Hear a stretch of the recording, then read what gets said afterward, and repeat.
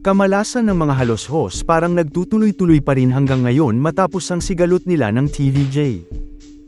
Tila yata hindi na talaga sumasang-ayon ang panahon sa pamilya halos-hos dahil sa sunod-sunod na hindi magagandang pangyayari ang kanilang kinaharap at nararanasan mula nang mapaalis nila ang TVJ at buong legit dabarkad sa kampo ng Tape Incorporated.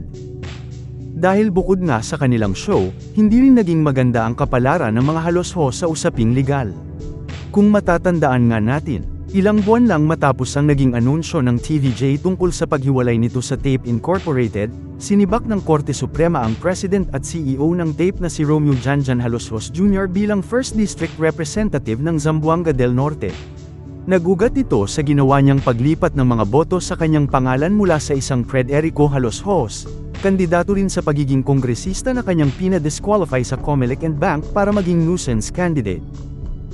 Lumipas ang ilang mga buwan, naranasan ng mga halos-hos ang kanilang pinakamalaking pagkatalo sa korte, ang pagkatalo nila sa Marikina Regional Trial Court laban sa totoong nagmamay-ari ng titulong Eat Bulaga.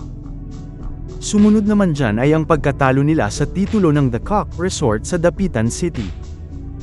At ngayong eleksyon 2025, muling sumubok sa politika ang mga halos-hos upang buhayin muli ang dynasty ng kanilang pamilya sa Zamboanga del Norte, ngunit bigo ang mga halos-hos na manalo.